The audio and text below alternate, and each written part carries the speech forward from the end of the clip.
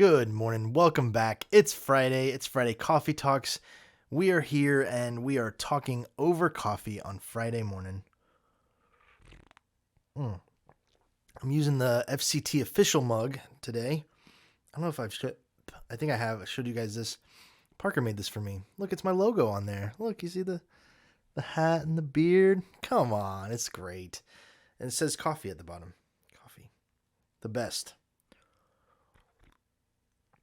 He's a lefty though, so I have to flip it around. This side says love you, which is the best, but I gotta hold it this way. I'm right-handed. It makes it tricky. Anyways, we are here. It's episode 99. Trying to work some things out for episode 100. Got something really special. I hope it's going to work out. But it's been a ton of travel this week. This month.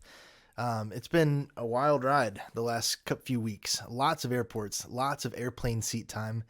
And with that in mind, I'm going to kind of talk about some of my gripes, some uncommon opinions, maybe unpopular opinions that I've formulated over the last few weeks. And gosh, it's frustrating. So living life on the road is tough. It's not for everybody.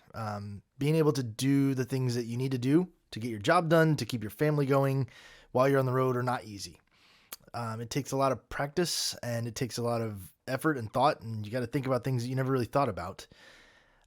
So doing things from my phone, doing things from my laptop, doing things not at like my comfortable desk where I've got my setup the way I want things, it takes some adjusting. Like sitting in a hotel room and not having at my arm's reach the layout of things that I want, or trying to figure out mobile sites of stuff is tricky. So today we're going to talk about some of the things that I've encountered that just make me go like, ugh.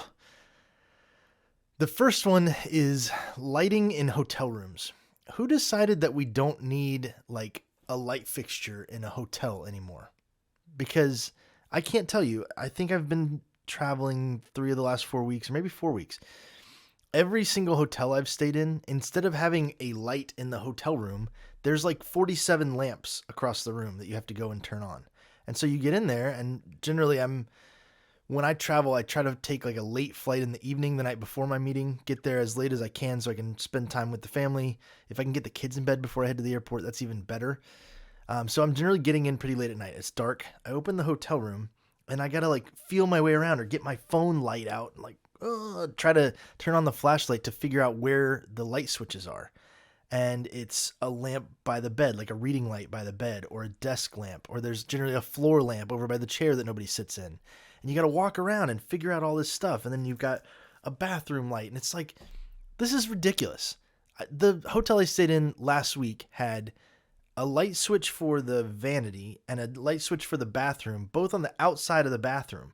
So I like walk into the bathroom to brush my teeth in the morning, and I'm like, how do I turn the lights? Open sesame lights. Like, this is insane. So if you are a designer for hotels, do better. Like, come on, this is ridiculous. We don't want 87 lamps. The lighting looks nice. When you put on all of them at the same time, sure, it looks great. But it's very inconvenient. It's very annoying. Like, come on, let's do better than this. The second thing is emails that point me to something else. It's baffling. It's frustrating to me. So let me tell you why I say this. I had a doctor's appointment yesterday, and afterwards they're like, we'll just schedule your next physical. It'll just get scheduled by this thing. I'm like, okay, cool, whatever. So then later in the day, I get an email from my doctor's office that says, you have a new appointment. You have a new appointment in the portal. And so I like open up the email expecting to see when my appointment is, and they go, please log into the portal to see your appointment. We're not talking like HIPAA regulated stuff. You're not sending me test results. You're not sending me anything like that. You're sending me an appointment. Just put it in the email. Why are you going to send me an email that I then have to click and log in and go figure out where the appointments are in my portal thing?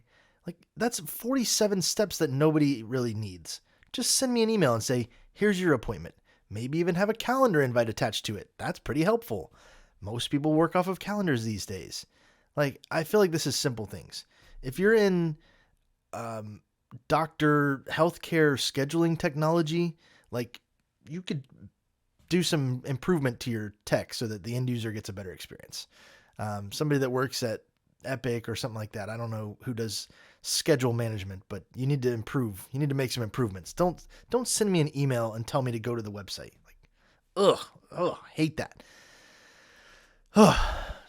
Number 3 is one that is probably more personal preference, and definitely more like rule follower. I know a lot of people on planes especially don't care about like the social rules.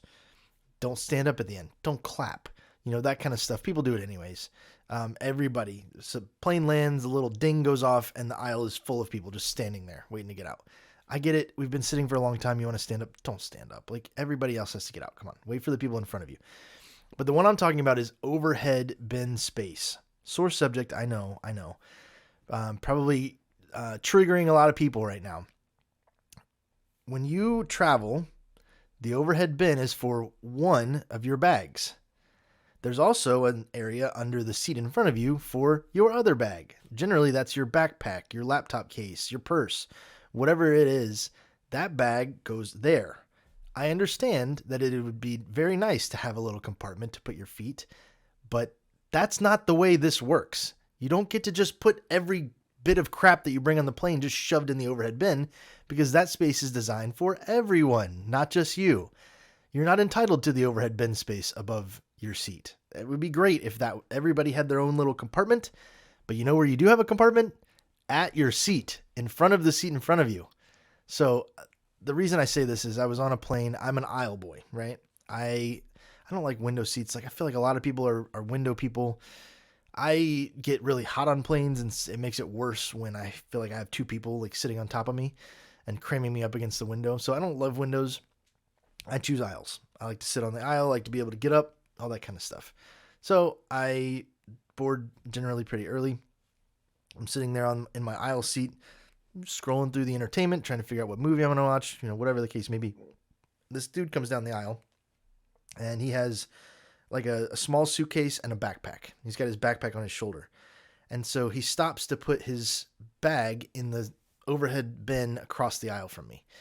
And as he does so, he reaches up and just smacks me in the face and shoulder with his backpack as he turns and puts his first bag up. And I'm like, well, that's pretty rude. So he puts his bag up there and then shoves the whole rest of the bin over and takes his backpack off and puts that up there too.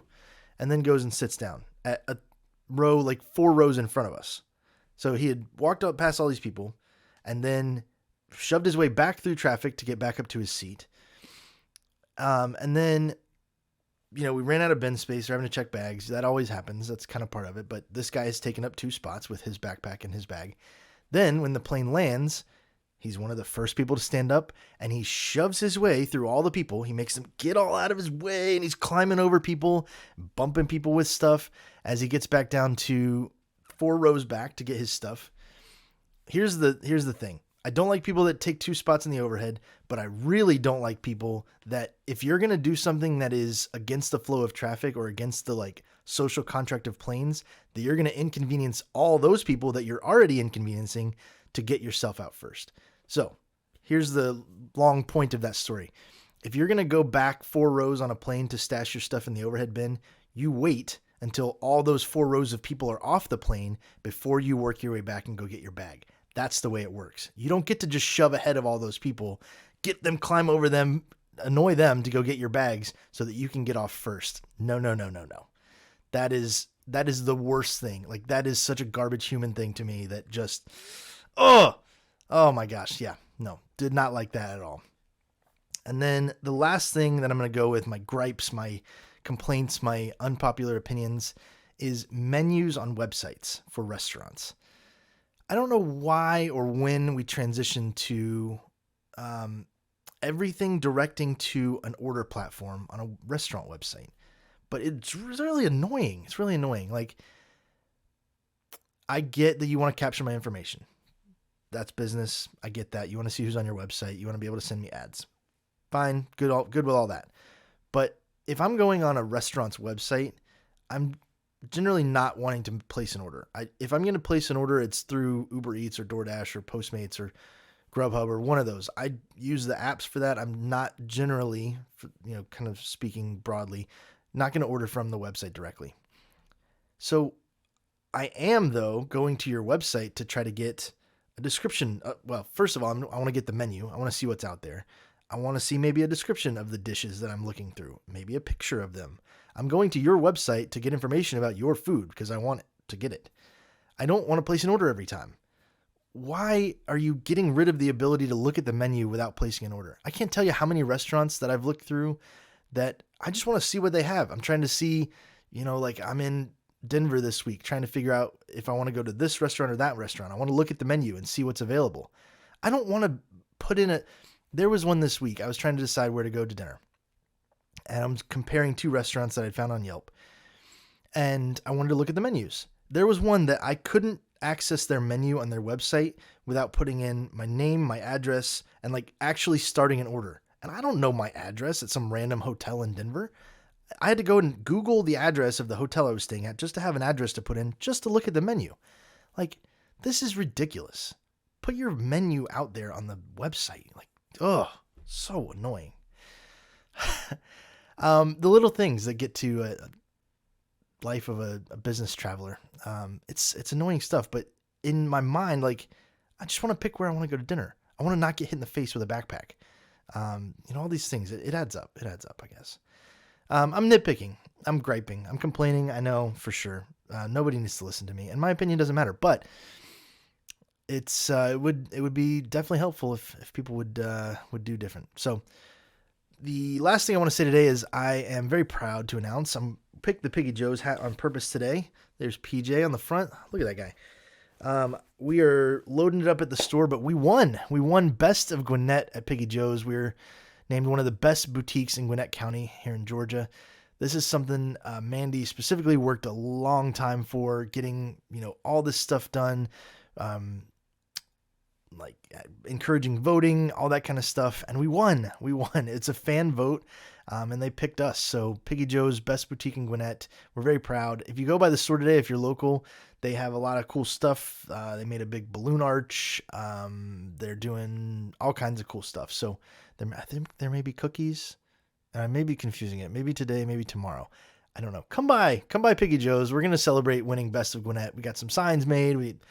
Cameron did a great job making a balloon arch and, the whole thing. So thank you for everybody who voted. I know there were a lot of people who were daily, consistently doing that for us, and we really appreciate it.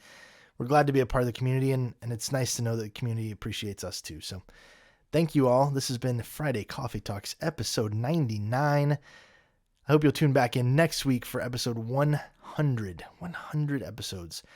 Thanks for joining me, and I'll catch you next week.